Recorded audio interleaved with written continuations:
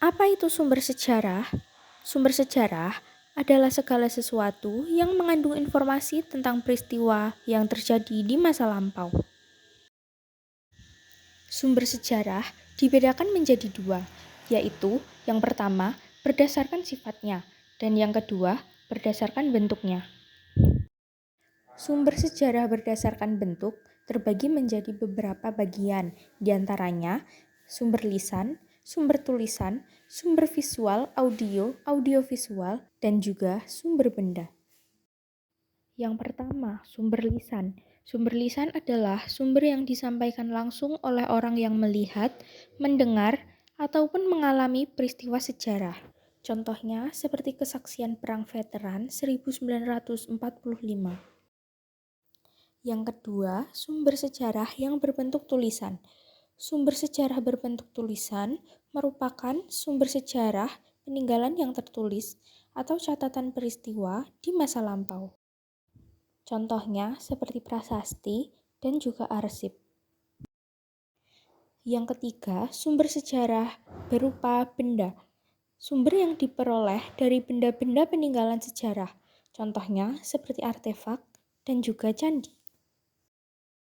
Yang keempat adalah sumber audio, sumber visual, dan juga audiovisual, yaitu sumber audio merupakan sumber yang berupa rekaman suara, sedangkan sumber visual berupa foto ataupun lukisan, dan sumber audiovisual berupa video ataupun film dokumenter.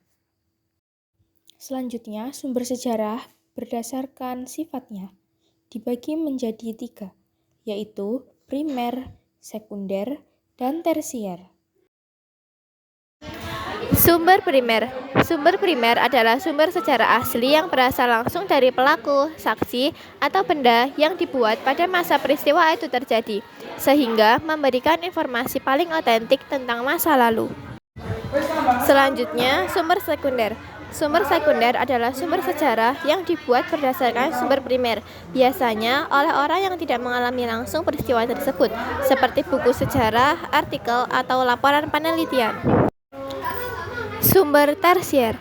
Sumber tersier adalah sumber sejarah yang berisi ringkasan, kumpulan, atau daftar dari sumber primer dan sekunder, seperti ensiklopedia, kamus sejarah, dan bibliografi. Selanjutnya, berdasarkan waktu dan asal sumber, dibagi menjadi 3, yaitu sezaman setempat, sezaman tidak setempat, dan juga setempat tidak sezaman. Yang pertama, ada sezaman setempat, yaitu sumber yang dibuat pada waktu yang sama ketika suatu peristiwa sejarah berlangsung dan berasal dari lokasi tempat peristiwa itu terjadi. Contoh, seperti prasasti dan naskah lokal. Yang kedua, ada sezaman tidak setempat, yaitu sumber yang dibuat pada waktu yang sama ketika suatu peristiwa sejarah berlangsung, namun bukan di lokasi terjadinya peristiwa tersebut. Contohnya, seperti buku harian seorang prajurit. Yang ketiga, ada setempat tidak sezaman, yaitu sumber yang berasal dari lokasi terjadinya peristiwa sejarah, namun dibuat setelah peristiwa tersebut selesai. Contohnya, seperti prasasti Yupa. Selanjutnya, berdasarkan isi atau materi, dibagi menjadi 4, yaitu kebudayaan, politik, ekonomi, dan juga sosial. Yang pertama, berdasarkan kebudayaan, yaitu sumber yang memuat informasi tentang kehidupan budaya masyarakat pada masa lalu. Yang kedua, berdasarkan politik, yaitu sumber yang memuat informasi tentang aktivitas, kekuasaan, kebijakan, lembaga, serta hubungan politik pada masa lalu. Selanjutnya, berdasarkan ekonomi, yaitu sumber yang memuat informasi tentang kegiatan ekonomi masyarakat pada masa lalu, seperti produksi, perdagangan, pajak, atau penggunaan mata uang.